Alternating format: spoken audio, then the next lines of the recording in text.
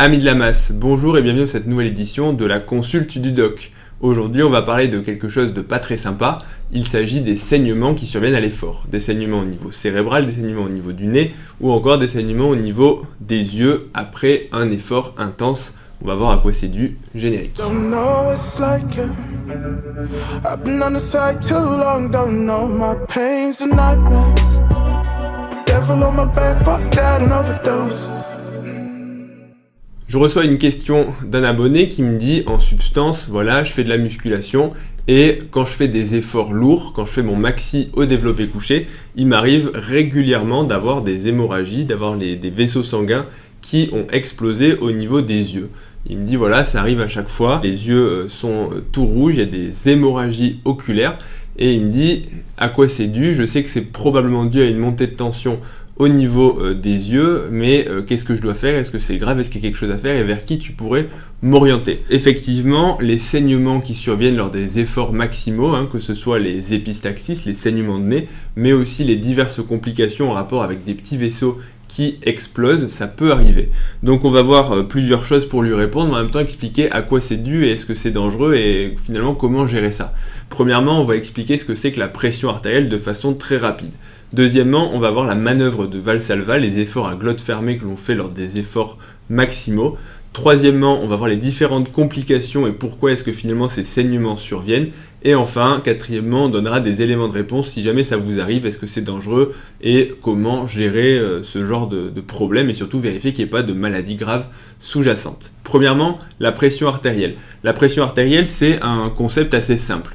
Dans tous les vaisseaux sanguins, que ce soit des veines, des artères, des capillaires, il y a une pression. Que le sang soit en mouvement ou pas, le sang va générer une force au niveau des parois du vaisseau. Le vaisseau, donc, c'est un tube, il est constitué d'une lumière. La lumière, c'est là où circule le sang. Et autour, il y a une paroi, donc la paroi des veines et des artères, elle est différente, mais schématiquement, elle est constituée de muscles et de couches élastiques pour pouvoir se distendre plus ou moins. À partir de ça, le sang va donc générer une pression sur la paroi de ces artères. Et donc, la pression, c'est la définition de la pression, c'est une force appliquée à une surface. Donc, par exemple, quand j'appuie mon poing sur la table, je suis en train de générer une pression.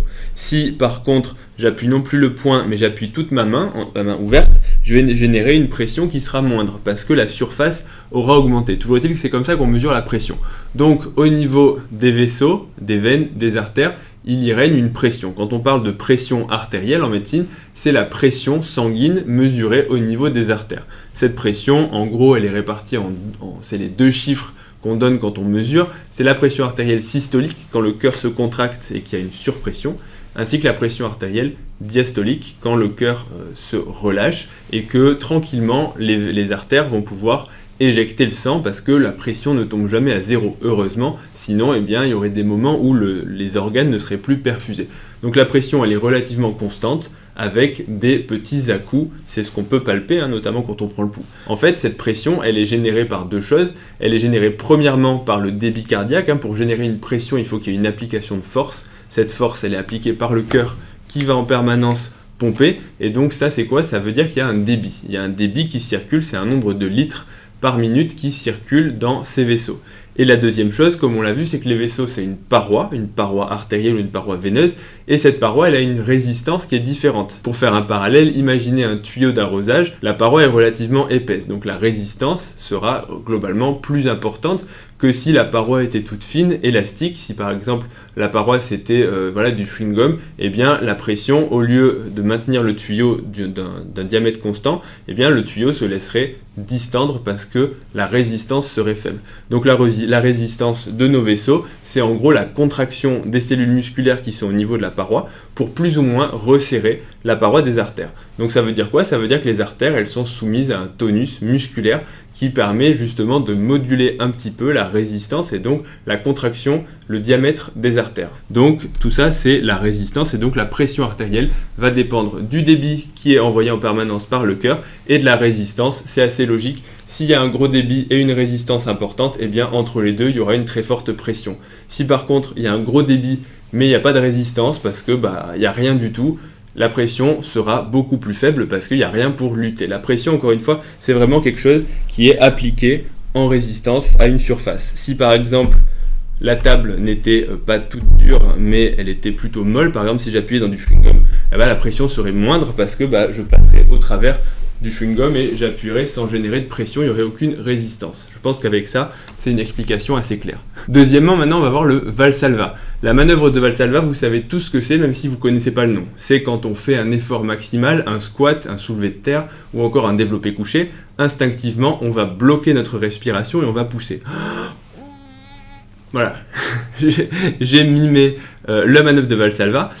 Et cette manœuvre, grossièrement, elle sert à augmenter la pression à l'intérieur de la cage thoracique parce que, qu'est-ce qui se passe ? On bloque la sortie de l'air en fermant la glotte et en même temps, on va pousser pour expirer de l'air. Donc, qu'est-ce qui se passe ? Le poumon, il est mis sous pression. C'est comme on a vu, augmentation de la résistance puisqu'on ferme la sortie et en même temps, on contracte. Donc, on essaie de générer un débit d'air, sauf que ce débit d'air, il est bloqué puisqu'il ne peut pas s'échapper des poumons. Et donc, il y a une augmentation de la pression intrathoracique, mais également par effet de répercussion intra-abdominale. Et donc, cette augmentation de pression va maintenir les viscères, donc les organes, et notamment la colonne vertébrale en place, et va rigidifier le corps.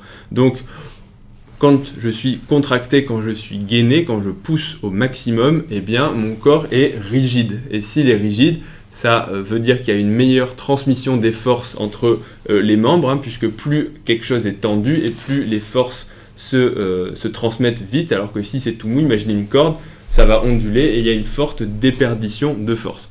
Donc gainage au maximum pour augmenter la transmission de force et donc être plus performant, mais aussi pour ne pas se blesser, puisque en maintenant tous les organes en place et notamment les vertèbres, on les rigidifie, on les solidifie et on évite les mouvements parasites.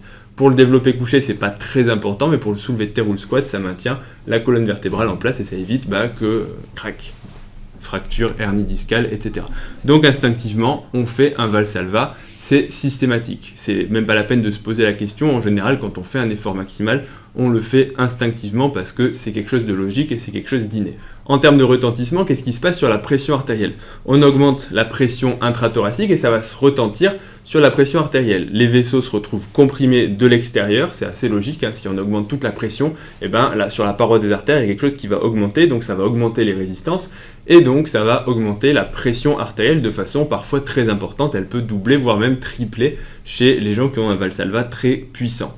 Parallèlement à ça, les veines qui sont pour le coup toutes malléables, qui n'ont très peu de résistance, elles se retrouvent comprimées par cette pression. Donc le retour veineux qui revient jusqu'au cœur est bloqué. Donc concrètement, il y a une forte pression qui est générée, une grosse tension artérielle qui envoie le sang, et en même temps, le retour veineux diminue, le sang stagne, la pression veineuse augmente également, et donc tout ça va constituer une augmentation de pression. Cette augmentation de pression, elle se retentit bien sûr sur les vaisseaux de la tête et du cou et du cerveau, et ce qui va se passer, c'est que donc elle va être transmise au niveau des capillaires et notamment des petits vaisseaux. Donc maintenant, on enchaîne à la partie 3, les complications hémorragiques, et vous aurez tout de suite compris de quoi il s'agit. Quand il y a une très forte pression au niveau des capillaires, au niveau des artères, les artères sont fragilisées. Imaginez qu'il y a du Karcher qui est appliqué sur la paroi a plus de risque de se rompre. C'est jusque-là parfaitement logique. Donc les complications qui peuvent survenir si votre pression artérielle monte trop fortement à l'effort lors d'un Valsalva, c'est principalement les complications hémorragiques. Vous pouvez saigner. Au niveau du nez, qu'est-ce qui se passe ? Il y a une tache vasculaire, c'est une zone anatomique où les vaisseaux sont très nombreux et en général un peu plus fragiles qu'ailleurs, c'est notamment là où on saigne quand on se gratte. Cette tache vasculaire, elle peut saigner parce qu'il y a un ou deux petits vaisseaux qui vont péter pendant l'effort, et donc c'est pour ça que souvent on voit des powerlifters, ils font le squat, et en même temps ils commencent à saigner du nez. C'est en fait juste que leurs vaisseaux au niveau du nez ont explosé à cause de la trop forte pression.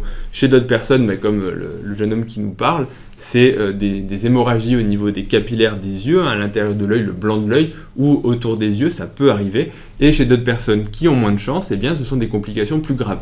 Hémorragie au niveau du cerveau, dissection de la carotide, dissection de l'aorte, et tout ça, c'est des complications, heureusement très très rares, mais qui peuvent être très graves.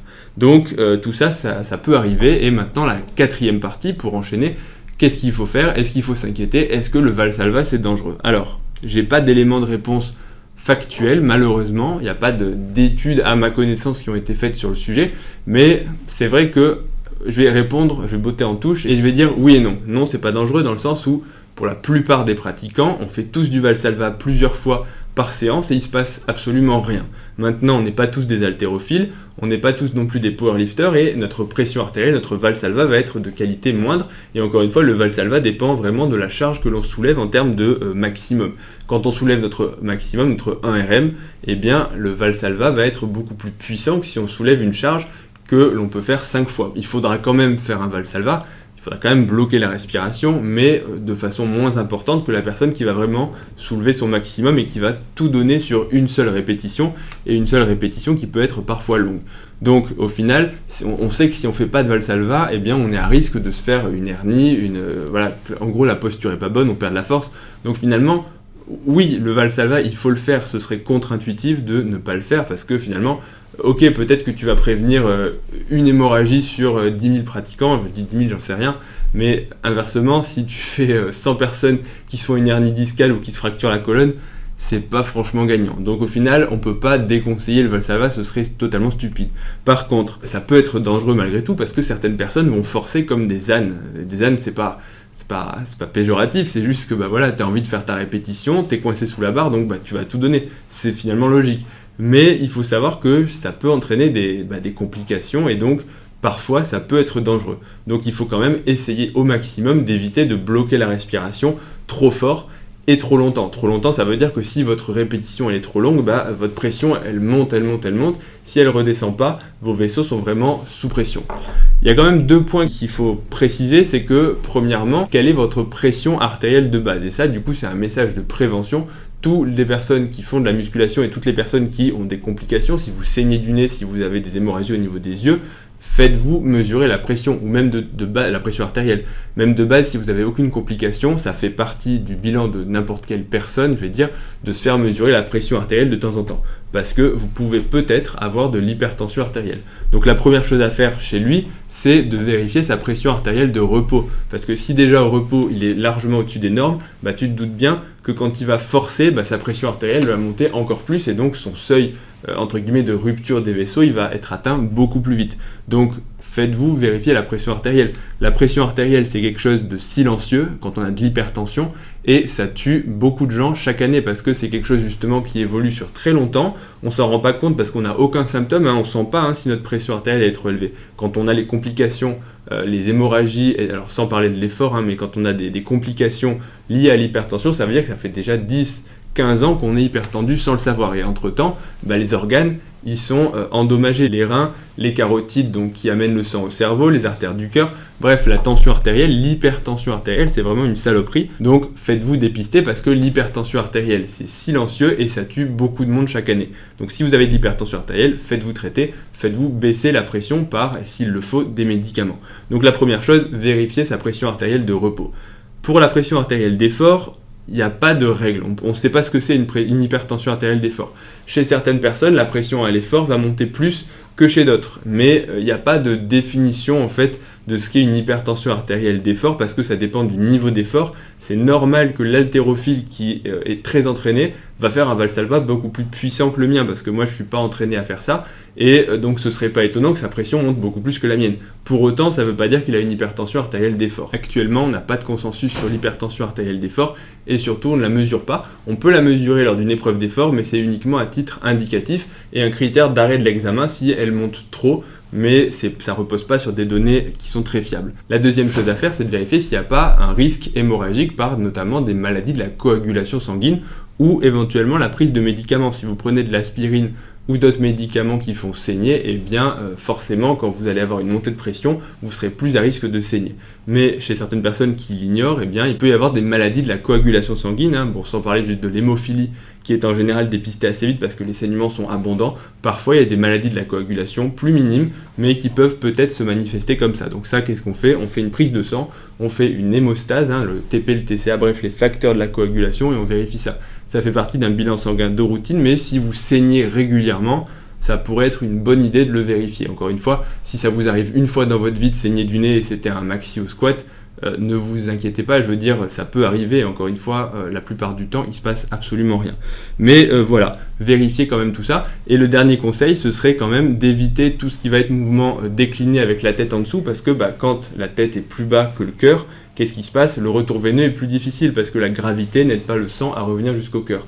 donc il y a une stase, le sang stagne au niveau des veines, il revient plus difficilement, donc il y a une hyperpression veineuse. Donc tout ça, ça va encore augmenter la pression artérielle. Donc si par exemple notre ami, au lieu de faire un développé couché, il fait un développé décliné, sa pression au niveau de la tête va être encore plus importante et donc il va saigner plus facilement.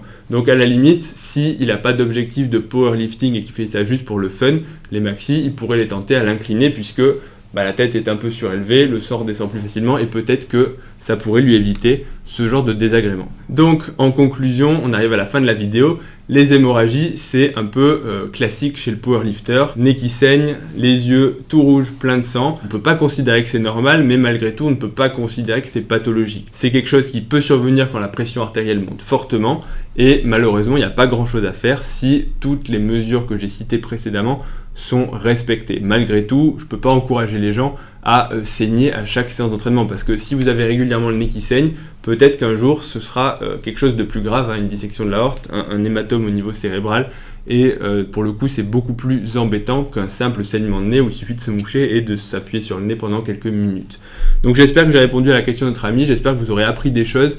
Et encore une fois, n'hésitez pas à poser des questions, que ce soit dans les commentaires, sur Instagram. Je vais sélectionner les questions les plus intéressantes et les questions auxquelles il y a matière à apporter des connaissances. Et j'essaierai d'y répondre en vidéo dans la série La Consulte du Doc. Donc je vous dis à bientôt pour la prochaine vidéo. Salut à tous.